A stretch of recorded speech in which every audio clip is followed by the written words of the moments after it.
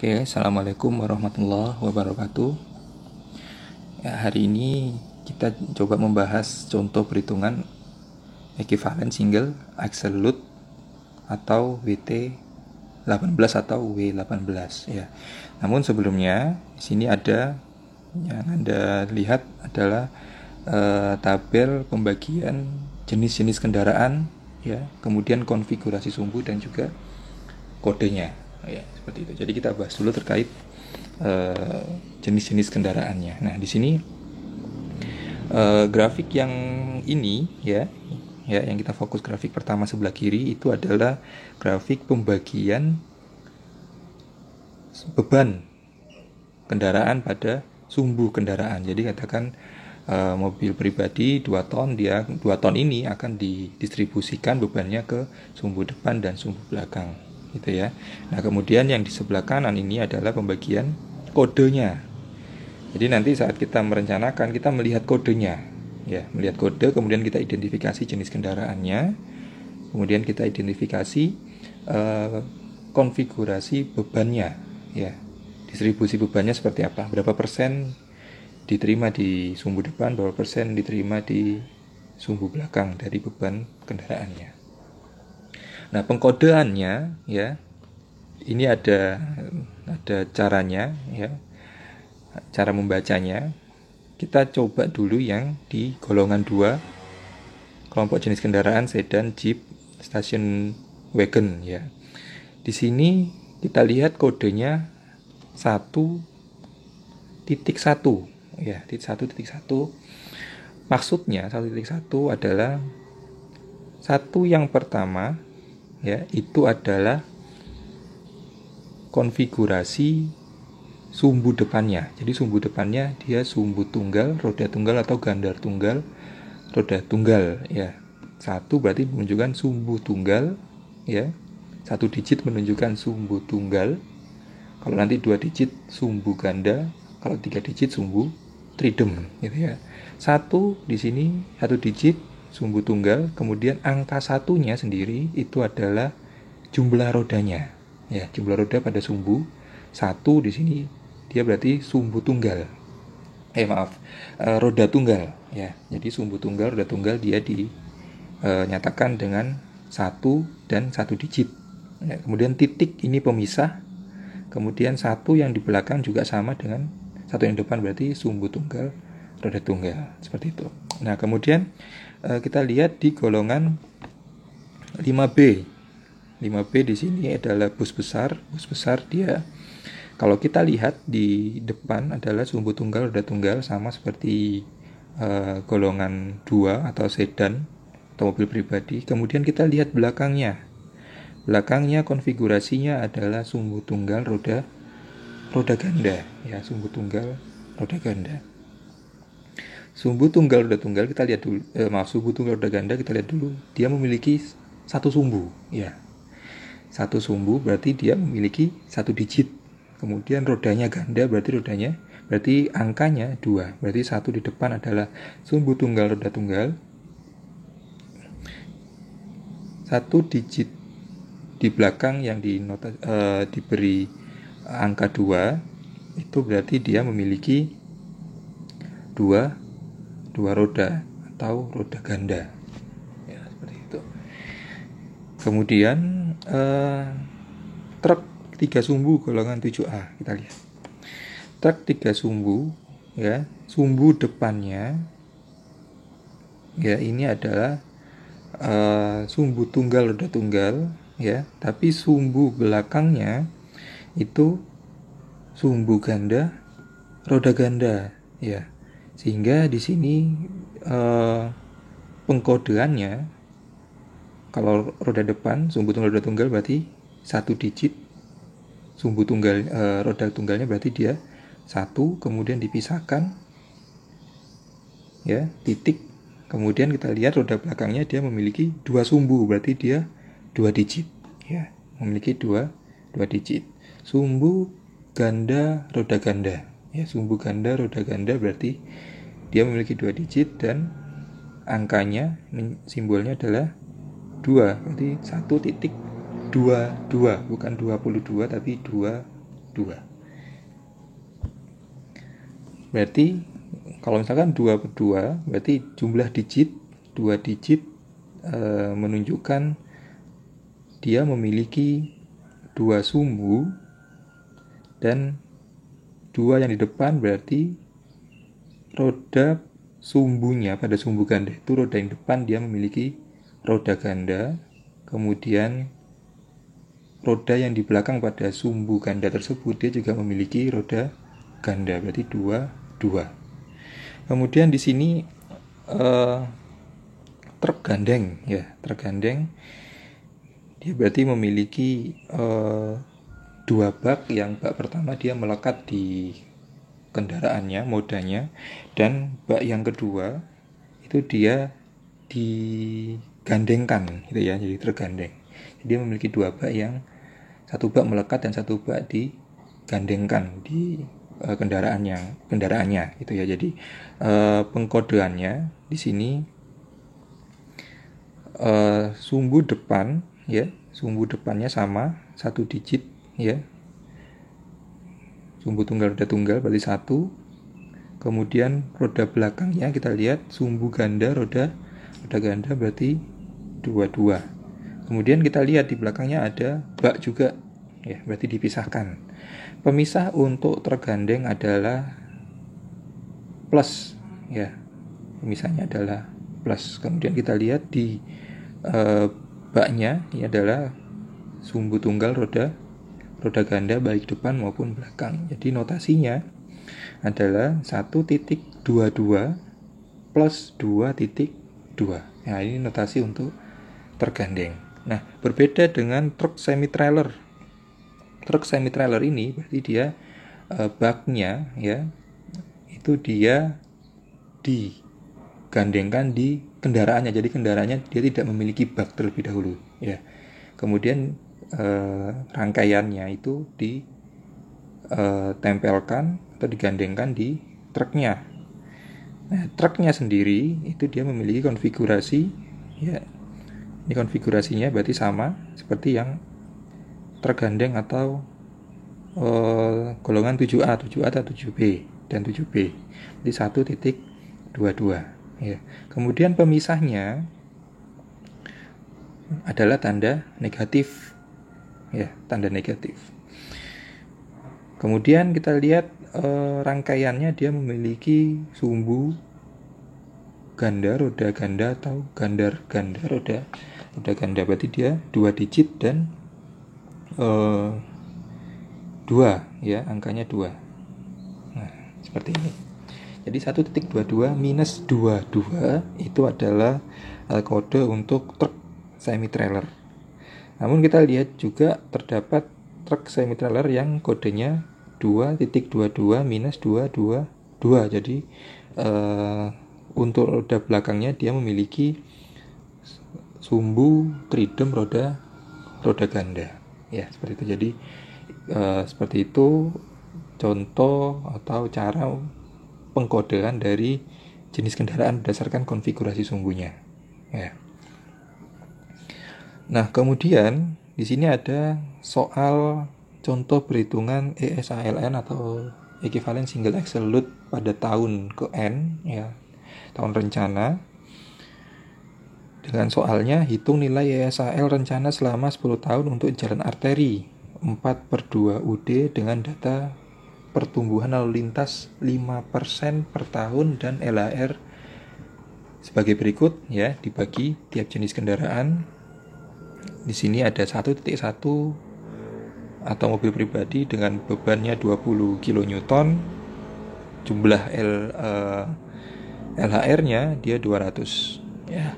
Kemudian nomor 2 1.2 bus 90 kN, bebannya LHR-nya 75 kendaraan per hari. 1.2 truk 83 kN 150 kendaraan per hari, dan 1.22 truk dengan beban 182 kN dia 60 kendaraan per hari. Nah, ini akan kita hitung nilai ESALN-nya ya, seperti itu.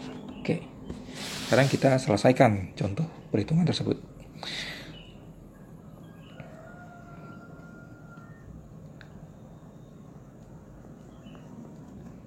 Ya, langkah-langkah penyelesaian.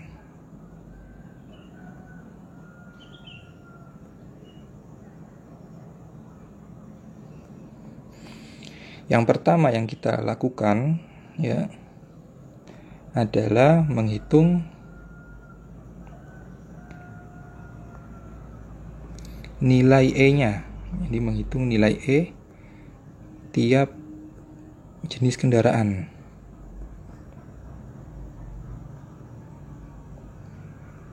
Ya, menghitung nilai E tiap jenis kendaraan. Kita mulai dulu yang nomor 1 ya, 1.1.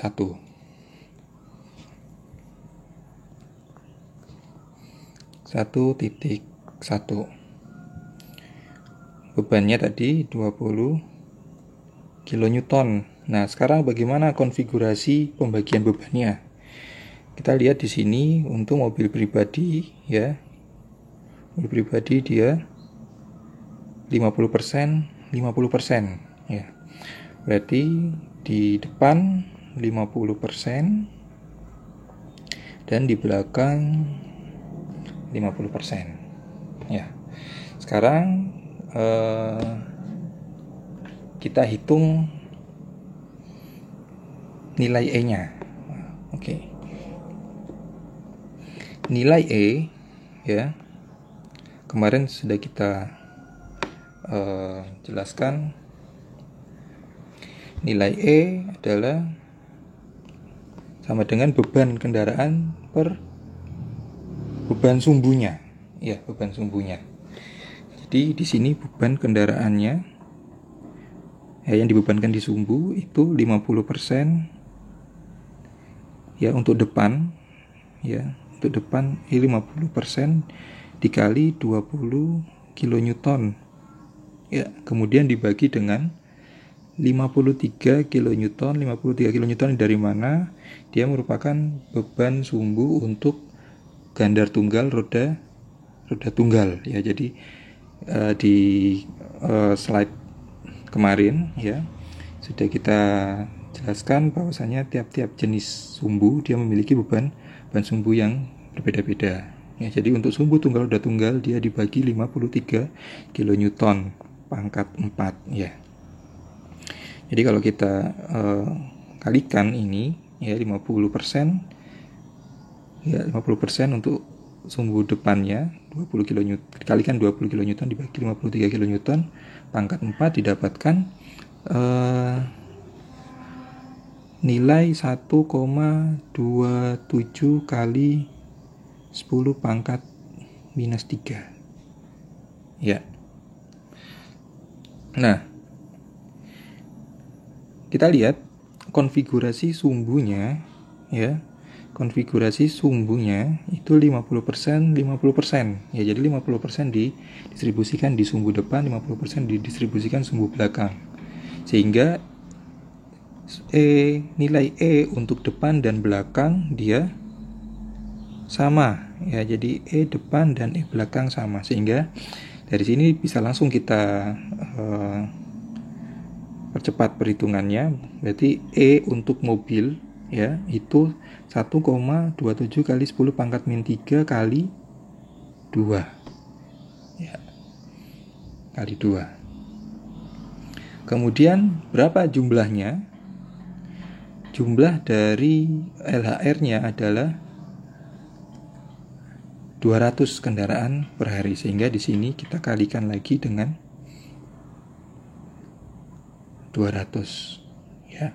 1,27 kali 10 pangkat min 3 kali 2 ya, karena depan belakangnya sama, dikali dengan LHR-nya 200, sehingga bisa kita dapatkan di sini nilainya adalah 0,508 ya. 0,508 untuk jenis kendaraan mobil pribadi dalam satu hari berdasarkan LHR 200 kendaraan per hari. Kemudian kita lanjut ke jenis kendaraan selanjutnya. Jenis kendaraan selanjutnya adalah bus, ya, bus 90 kN dengan jumlah LHR-nya 75. Ya.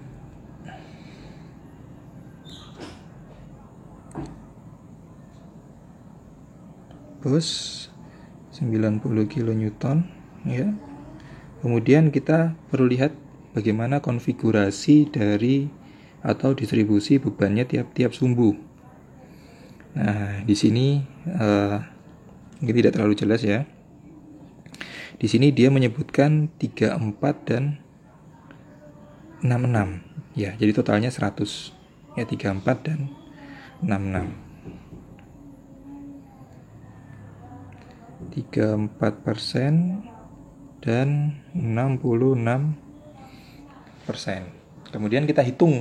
Ini kita hitung nilai E untuk sumbu depan dan nilai E untuk sumbu belakang. Tapi perlu diketahui bahwa sumbu depannya dia adalah sumbu tunggal roda tunggal dan sumbu belakangnya adalah sumbu tunggal roda ganda. Ya, jadi perlu nanti diperbedakan. Jadi kita hitung dulu nilai E depannya, ya. E depan berarti 34% dikali dengan 90 kN, ya, dibagi dengan, karena dia sumbu tunggal roda tunggal, dibagi dengan 53 kN, ya, pangkat 4, ya. Dihitung 34 kali 90 kN bagi 53, yaitu dapatnya 0,111, ya, untuk depan. Kemudian kita hitung nilai E belakangnya.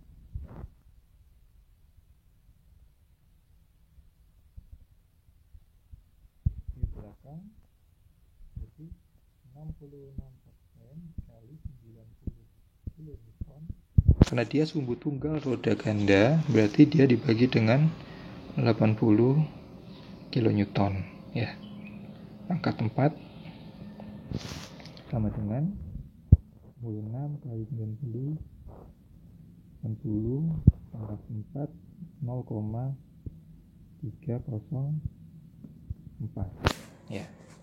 Sehingga di sini kita jumlahkan untuk satu kendaraannya, ya, didapatkan 0,415 untuk satu kendaraan. Kemudian kita kalikan dengan LHR-nya. LHR-nya tadi adalah 75, sehingga 0,415 dikali 75, ya. Kita dapatkan di sini 31,125. Oke, ya. Jadi yang pertama sudah, kemudian yang kedua sudah. Kemudian kita lanjut yang ketiga. Yang ketiga 1,2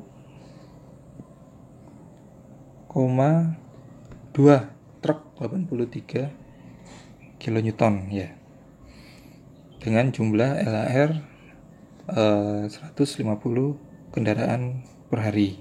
Nah, kita lihat konfigurasinya. Konfigurasi untuk truk, ya, 3, 4 dan 64, 34 dan 64. Ya, kita bisa tuliskan 1,2 truk, ya, dengan bebannya 83 kN,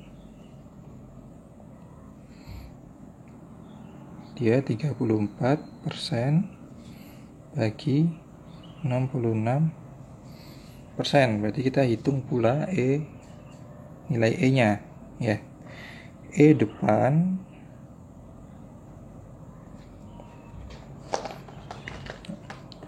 dengan 34% dikalikan dengan 83 kilonewton dan dibagi dengan 53 kilonewton pangkat 4 ya. Kemudian E belakang 66% kali 83 kilonewton dibagi 80 kilonewton karena dia sumbu tunggal roda ganda. Nah, kita hitung dulu.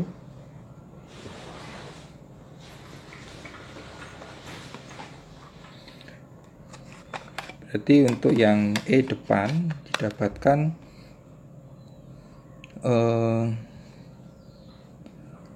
0,080. Kemudian yang belakang 6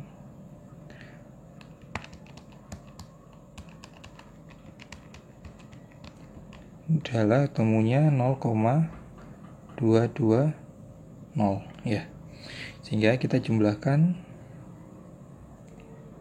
dia dapatnya 0,3 ya, 0,300. Kemudian kita kalikan dengan jumlah LHR-nya. Tadi jumlah LHR-nya adalah 150 ya. 150 sehingga didapatkan nilai E dalam satu hari untuk kendaraan 1.2 ya adalah 0,3 kali 150 45 ya. Kemudian kita lanjut ke jenis kendaraan berikutnya.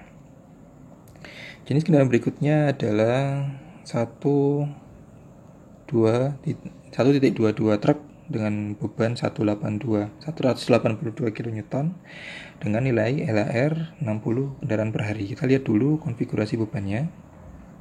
1.22 konfigurasi bebannya 25 dan 75 ya, 25 di depan dan 75 di belakang.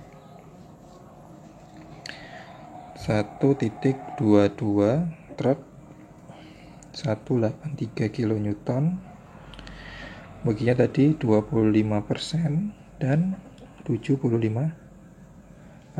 Dimana 25% itu sumbu tunggal roda tunggal dan 75% adalah sumbu ganda roda ganda atau ganda roda ganda. Sekarang kita hitung nilai E-nya.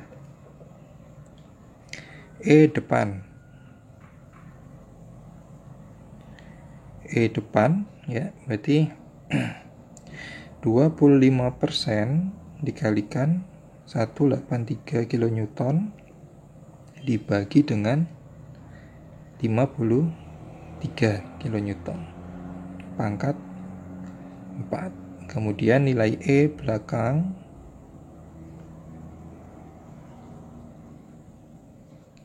75% kali 183 kN per 135 ya, karena dia sumbu atau ganda roda ganda pangkat 4. Nah, kita hitung ini 0,25 kali 183 53 pangkat 4 dapatkan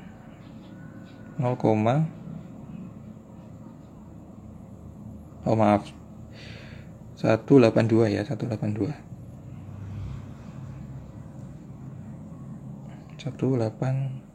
kN. Gosh.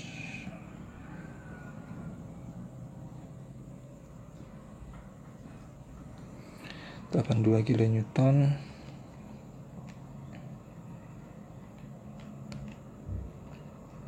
Hasilnya 0, yang depan 0,543, yang belakang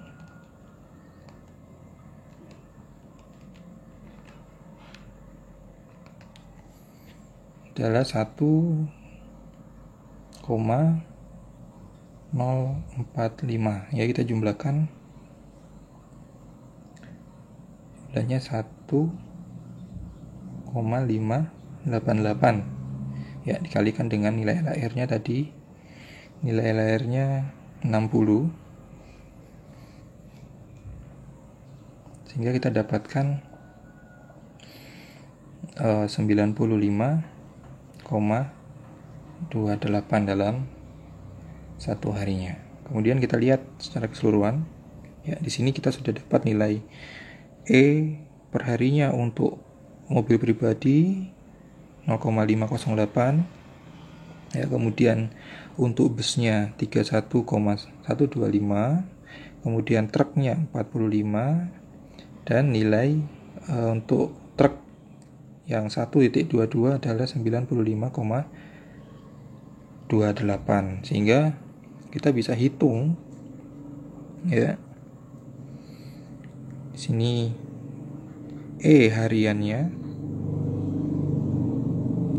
adalah total dari semua nilai E-nya 0,504 ditambah 31,125 tambah 45 ditambah 95,28.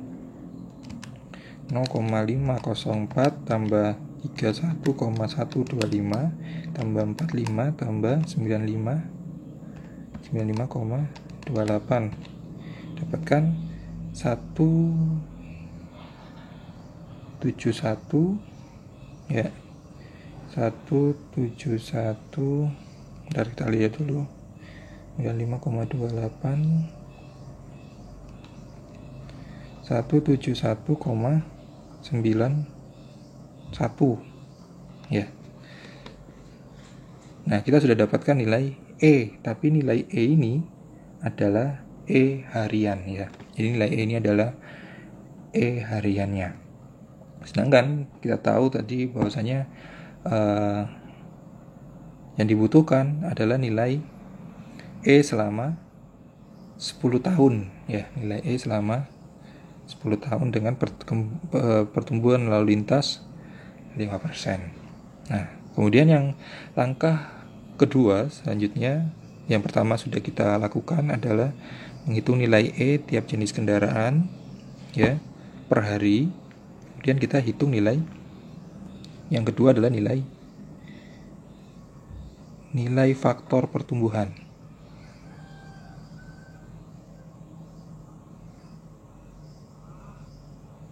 Ya, nilai faktor pertumbuhan.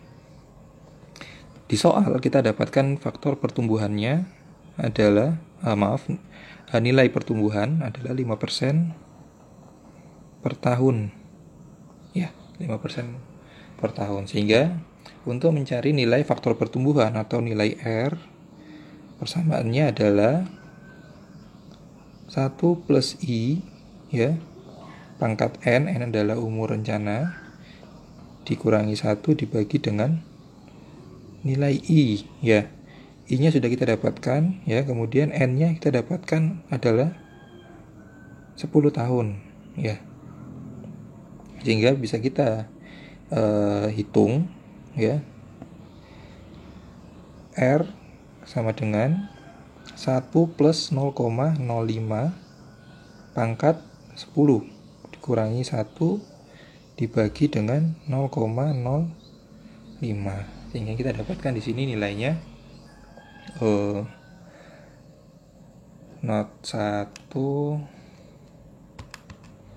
plus 1,05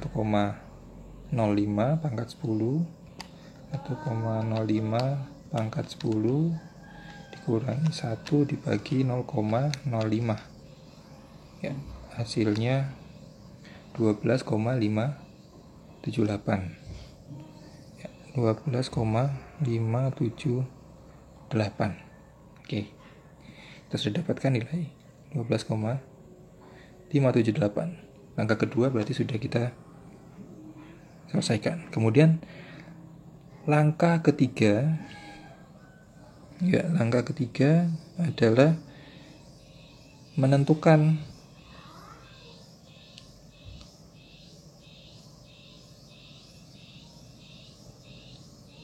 faktor distribusi baik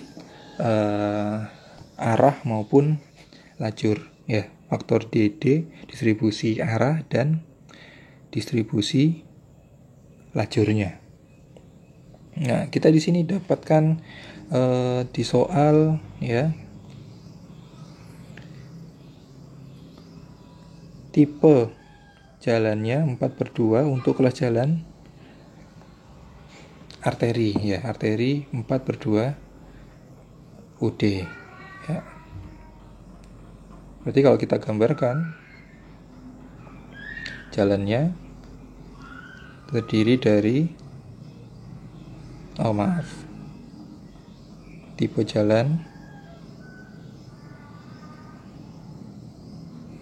4/2 UD, ya, undivided, berarti penampangnya, ya,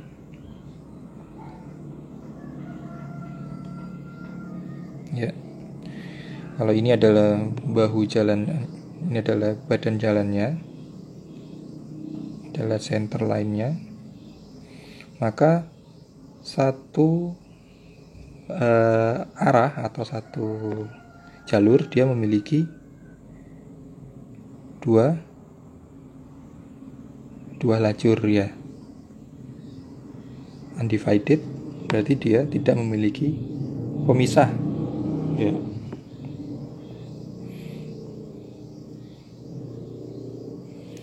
Nah, sesuai dengan materi yang lalu, ya, bahwasanya di sini untuk menentukan kita melihat jumlah jalur dan jumlah lajur. Jumlah jalurnya ada 2, ya. Jumlah lajurnya ada, jumlah lajur per jalurnya, ya, per jalur ada 2, sehingga nilai DD-nya untuk jumlah jalurnya 2 itu adalah 0,5, ya. Kemudian untuk jumlah lajur per jalurnya, ya, untuk nilai DL-nya itu antara 0,8 atau 80% sampai 100%. Ya, sini kita coba ambil 0,8 dulu, yang paling kecil, ya. Jadi kita dapatkan nilai DD 0,5 dan nilai DL-nya 0,8. Berarti kita sudah menyelesaikan menentukan nilai DD dan DL. Selanjutnya, ya, langkah terakhir adalah menghitung ESALN-nya atau W18-nya. Ya. Kemarin kita sudah membahas bahwasanya persamaan umumnya ESALN atau W18 adalah ESAL pada awal umur rencana, ya, kalikan dengan R kalikan dengan nilai D dikalikan DD dan kalikan dengan DL. Nah, ESAL 0 itu adalah tadi yang sudah kita hitung di langkah pertama adalah 171,91, ya, 171,91. Kemudian nilai R-nya 12,578. 12,578. Kemudian nilai DD tadi 0,5 dan nilai DL 0,8. Ya. Sehingga di sini bisa kita hitung untuk ESALN atau W18-nya adalah 171,91 kali R-nya 12,578 kali 0,5 kali 0,8, sehingga totalnya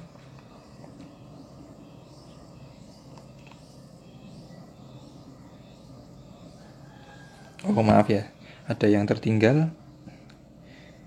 ESAL, untuk ESAL nolnya ini tadi kan dia per hari ya. Per hari kalau kita hitung per tahun berarti kita perlu mengkalikan dia dengan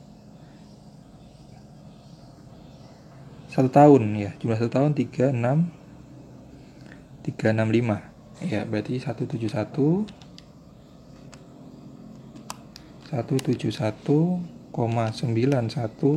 kali 365, hasilnya 62.747,15. Berarti di sini 62.747,15 kali 12,578 kali 0,5 kali 0,8 ya, kali 12,578 kali 0,5 kali 0,8, kita dapatkan 315.693,4611. Nah, nilai ini ya adalah nilai ESALN-nya. Jadi begitulah cara untuk menentukan nilai ESALN-nya ya, berdasarkan data lalu lintas ya, kemudian pertumbuhan lalu lintas, kemudian tipe jalan yang akan diselenggarakan itu seperti apa. Jadi langkah pertama kita resume ya. Langkah pertama adalah menghitung nilai E tiap jenis kendaraan. Nah, kemudian nilai E tiap jenis kendaraan ini kan karena dia per hari ya, berarti ini adalah per hari ya, tadi sudah kita bahas ini per hari, berarti kita perlu mengkalikan dengan 1 tahun untuk mendapatkan nilai ESAL 0-nya ya. Jadi kita dapatkan 62.747 62.747,15 ya. Ini adalah ini adalah nilai ESAL 0-nya. Kemudian kita mencari nilai faktor pertumbuhan ya. Kemudian kita menentukan nilai DD dan DL-nya. Kemudian kita menghitung, yang terakhir adalah menghitung nilai ESALN-nya atau W18-nya. Demikian untuk perhitungan nilai ESALN ya. Oke, selanjutnya kita mencoba bagaimana menyelesaikan kualitas untuk menghitung kualitas drainasenya ya. Menghitung kualitas drainase nanti akan kita gunakan dalam merencanakan tebal perkerasannya. Jadi setelah kita dapatkan nilai ESALN-nya, sekarang kita menghitung kualitas drainasenya. Di sini saya memiliki tabel data hujan ya. Data hujan di sini 10 tahun ya, dari tahun 2010 sampai 2019. Kemudian di sini kita dapatkan kualitas drainasenya baik, berarti dia bisa bisa menyalurkan air ya. Yang ada di tabel ASTO kemarin ada kriteria sangat baik, sedang dan buruk. Ya, sekarang kita coba dengan kualitas drainase baik, kemudian koefisien pengaliran atau nilai C-nya itu ada 0,6, kemudian hujan rata-rata per harinya ada 4 jam. Jadi rata-rata per hari hujannya 4 jam. Kemudian yang kita butuhkan adalah hasilnya adalah nilai dari M-nya, ya nilai M-nya. Jadi nanti di sini kita lihat di tabel ini khususnya untuk yang baik, ya. Jadi akan kita lihat apakah dia ada di sini, di sini, di sini, atau di sini, ya. Cara menghitungnya, ya, yang sudah kita bahas pada pertemuan sebelumnya adalah nilai P. Kita ganti ini ya, nilai P sama dengan TC per 24, ya, kali dengan TH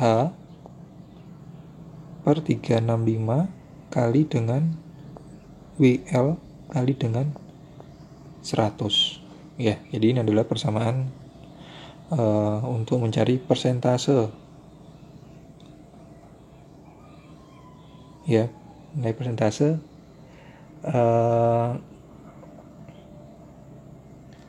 airnya dan saat dialirkan, ya. Kemudian penyelesaian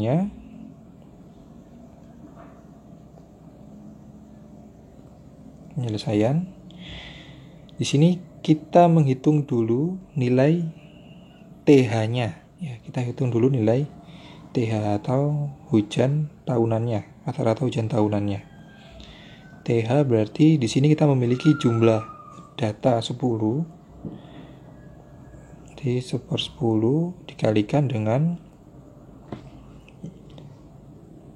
ya, dikalikan dengan nilai-nilai hari hujannya, ya, hari hujan dalam 1 tahun. Berarti 90 tambah 88 tambah 84 ditambah 70 tambah 75 tambah 86 tambah 85 tambah 86 lagi tambah 88 tambah 87, ya. Jadi rata-rata hari hujan dalam 10 tahun. 10 tambah 88 tambah 84 tambah 70 tambah 75 tambah 86 tambah 85 tambah 86 tambah 88 tambah 87, ya.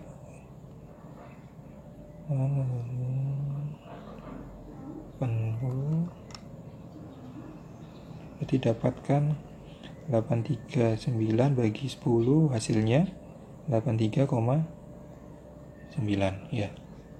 Kemudian selanjutnya nilai TC sudah dapatkan di soal adalah 4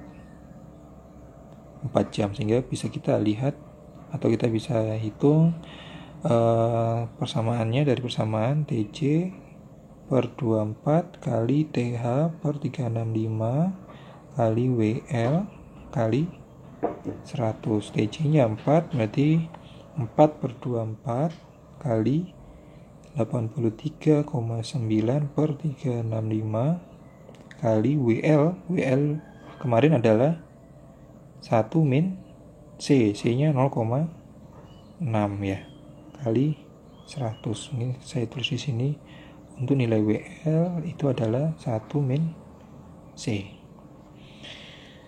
Berarti 4 per 24 kali 83,9 per 365 kali 1 min 0,6 kali 100, hasilnya 1,53%. Nah, sekarang kita ingat-ingat nilai 1,53. Kemudian kita lihat di tabel ini. Kualitas drainase adalah baik, ya. Kemudian kita lihat nilai tadi adalah 1,53. Di mana 1,53 kita lihat apakah di sini, di sini, di sini atau di sini, ya. 1,53 berarti dia berada di sini, ya. Kemudian kita lihat kualitas drainasenya baik, berarti yang kita lihat adalah ini, ya. Berarti nilai M, ya, kualitas drainasenya dari sini, nilai M itu adalah 1,25 sampai 1,15. Ya, Anda bisa ambil apakah Anda bisa ambil yang belakang, depan, atau di nilai tengahnya.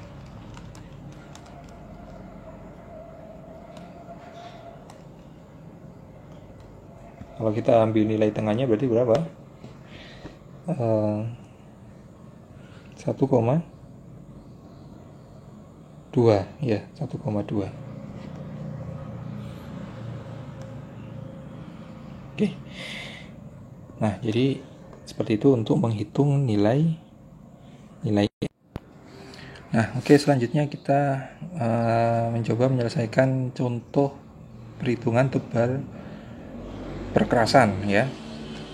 Contoh perhitungan tebal perkerasan. Di sini saya memiliki soal, ya, rencanakan seluruh perkerasan lentur dengan data perencanaan sebagai berikut.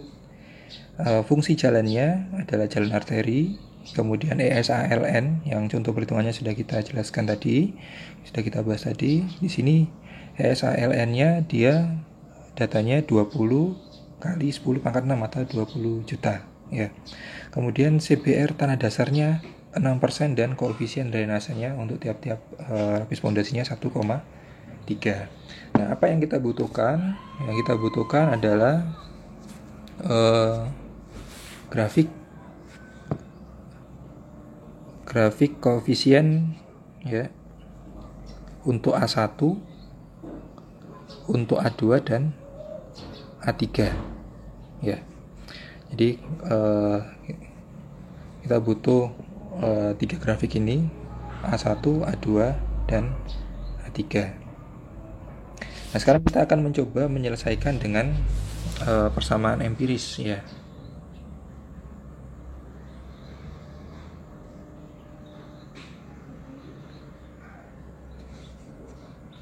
Nah, cara yang pertama atau langkah-langkah yang pertama yang bisa kita lakukan adalah kita tentukan dulu, menentukan parameter perencanaan.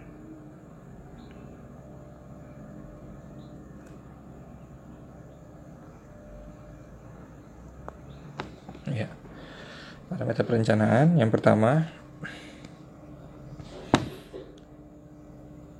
Ya, yang pertama adalah nilai PT-nya atau serviceability saat akhir umur rencana. Ya, akhir umur rencananya dia, karena di sini jalan arteri, ya berarti dia 2,5.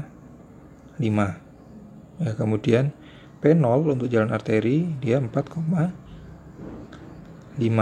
Sehingga dari sini PSI-nya adalah P0 min PT 4,5 kurangi 2,5, nilainya adalah 2 ya. Kemudian nilai R ya, R-nya kita gunakan 95%. Kalau R 95% untuk jalan arteri, nilai ZR-nya untuk R 95% adalah 1,645. Kemudian standar deviasinya itu untuk perkerasan lentur digunakan 0,45, kalau perkerasan kaku 0,35. Oke. Jadi parameter perencanaan sudah kita lakukan. Yang kedua adalah menentukan material penyusun strukturnya. Yang kedua adalah menentukan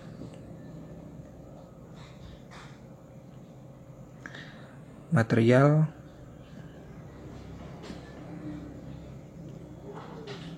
penyusun ya. Di sini saya coba memakai yang standar ya, 3 lapis. Lapis pertama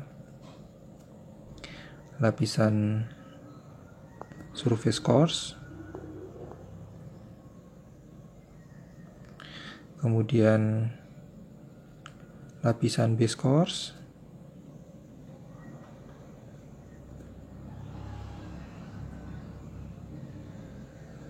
dan lapisan,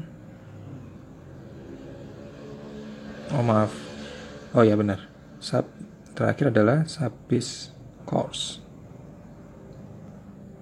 ya. Lapisan surface terdiri dari dia merupakan material campuran ya, hot mix atau beton aspal. Kemudian base course-nya itu batu pecah, lapisan sub base course-nya batu pecah. Kemudian kita definisikan dulu nilai surface untuk AC-nya. Di sini saya gunakan nilai, di sini terdapatkan di sini. Kita coba saja menggunakan nilai 400 ya. Jadi modulus elastisitasnya 400.000 PSI.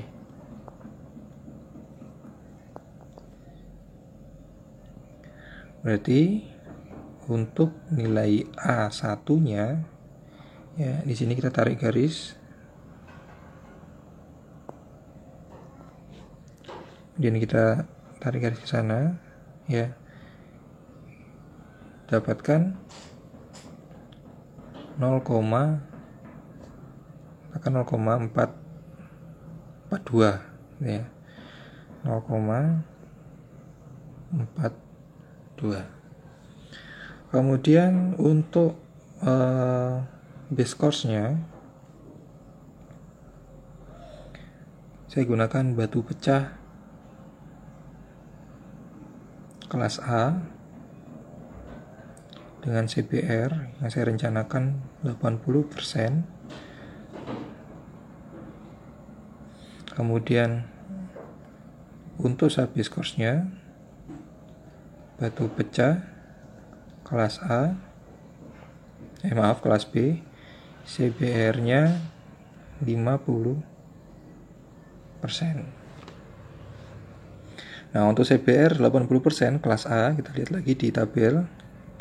80% ya di sini. Di sini 80%. Kita tarik garis ke kanan dan ke kiri.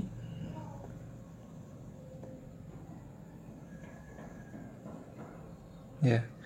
Berarti nilai A-nya adalah 0,13. Ya, untuk batu pecah kelas A nilai A2 0,13. Kemudian selanjutnya nilai MR. MR-nya kita lihat lagi. Ini 25 30. Ya, 25 30. Kita asumsikan sekitar 28.000 ya. 28.000.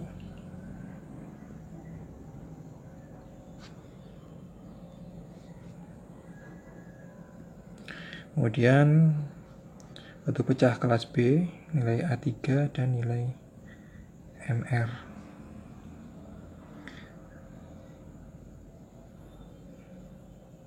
%, ya, tarik garis ke kanan untuk dapatkan MR-nya 12.000. Sini 0,89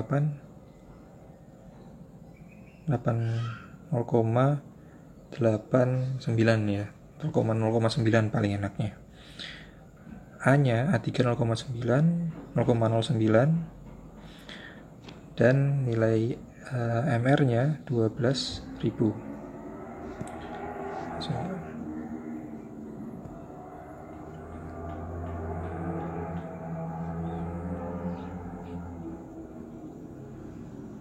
Ya. Jadi parameter perencanaan sudah kita dapatkan, kemudian parameter material penyusunnya sudah kita dapatkan. Selanjutnya kita hitung tebal perkerasannya ya. Jadi langkah selanjutnya adalah menghitung tebal lapis perkerasan.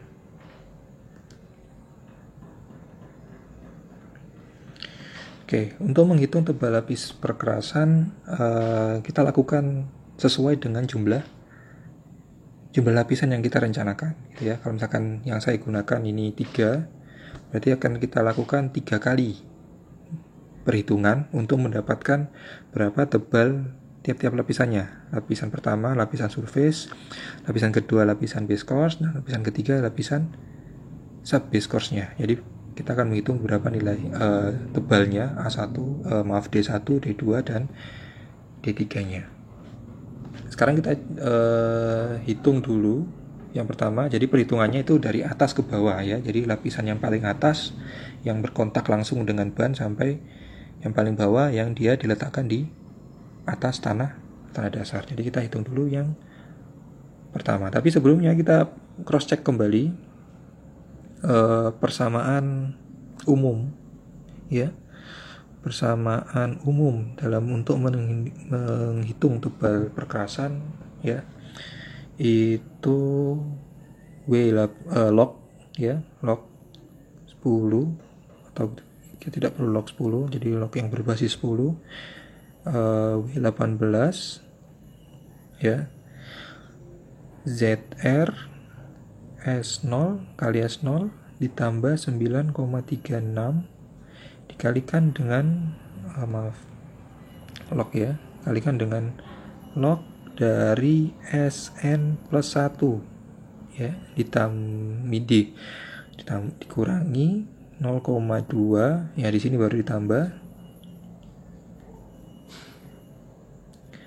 log PSI per 4/2 min 1,5 0,4, sini 1094 SN plus 1 pangkat 5,119 ditambah 2,32 kali log MR min 8,07. Jadi ini adalah persamaan umum yang digunakan dalam menentukan tebal lapisan ya. Jadi lapisan yang pertama dulu yang kita kerjakan.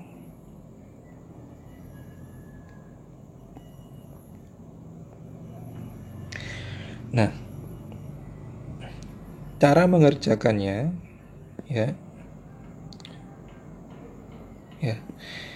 Cara mengerjakannya adalah kita bermain di nilai SN.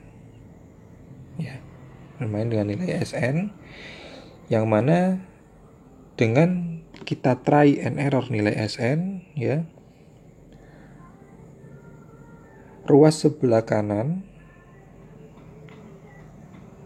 itu sama dengan ruas sebelah kiri.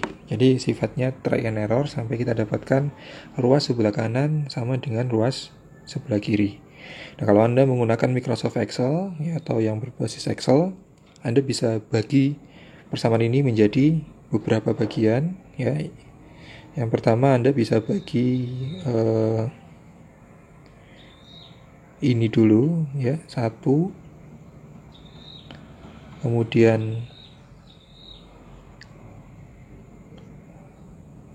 2, 3, 4, dan 5.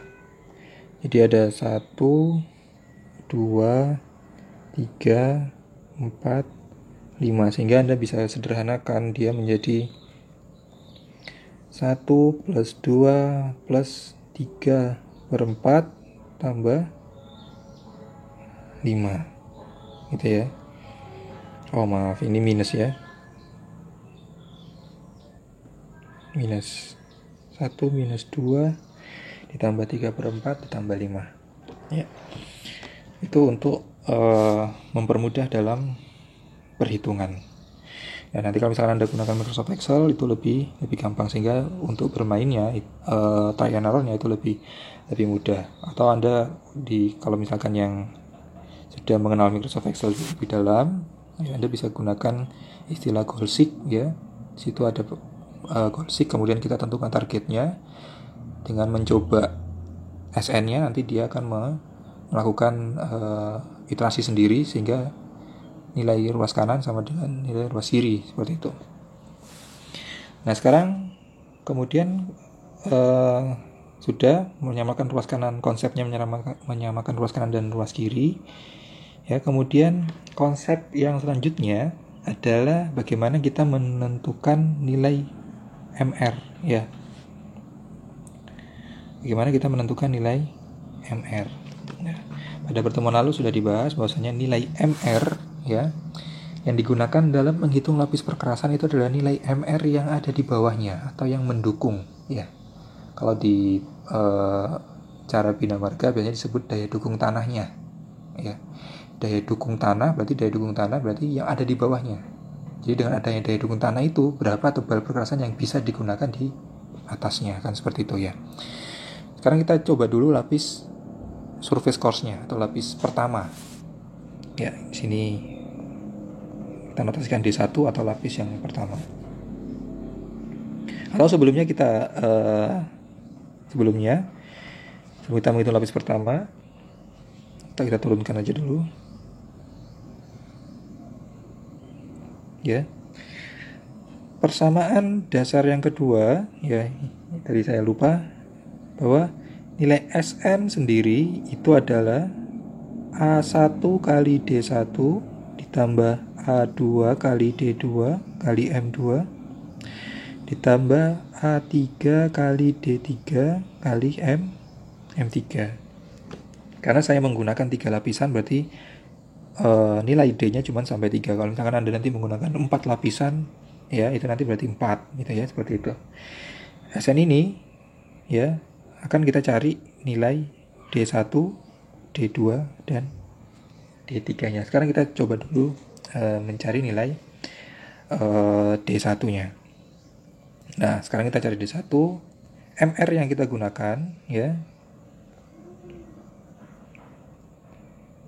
MR yang kita gunakan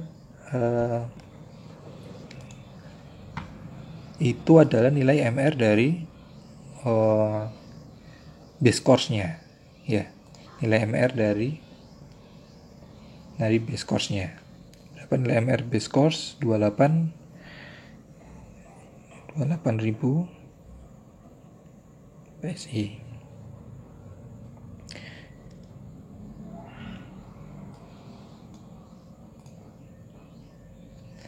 Jadi kita masukkan ke persamaan yang ada di atas, ya. Saya copy saja.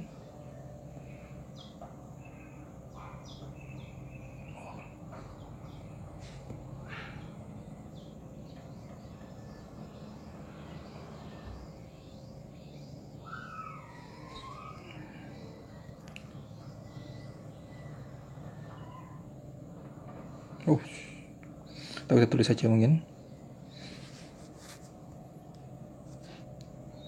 Log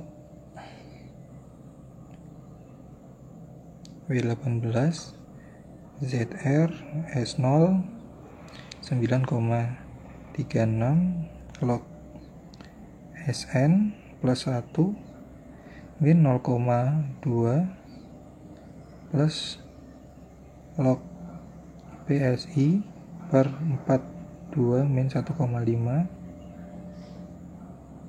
per 0,40 tambah 1094 dibagi SN plus 1 pangkat 5,19 ditambah 2,32 log MR min 8,07. Nah, sekarang kita cari dulu log WT18. Kita akan menyamakan ruas kanan dan ruas kiri. Nah, ruas kirinya dulu kita hitung. Berarti W18 itu adalah nilai ESALN-nya. Berarti log dari 20 kali 10 pangkat 6, ya. ZR-nya tadi, ZR-nya adalah minus 1,645 minus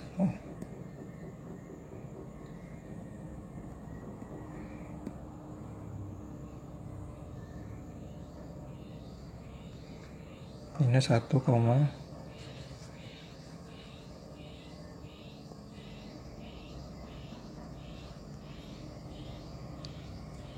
oh 1,645. S0 nya 0,45 ditambah 9,36 log Sn plus 1 min 0,2 plus log PSI nya tadi berapa? 2, kemudian 4,2 dikurangi 4,2 kurangi 1,5, 2,7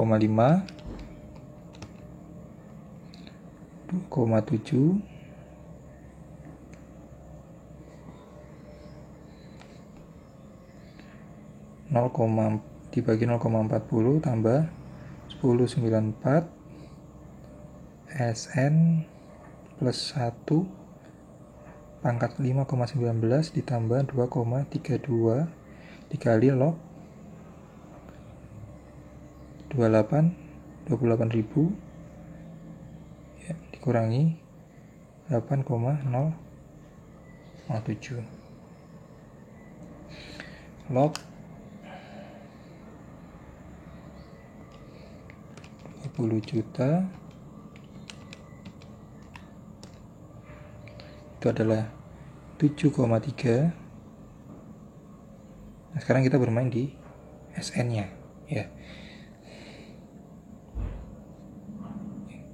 Jadi ini mungkin kita ganti saja 7,3 ya.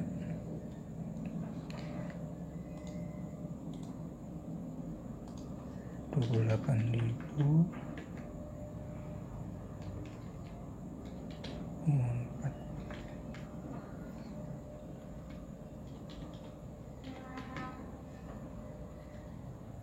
3,35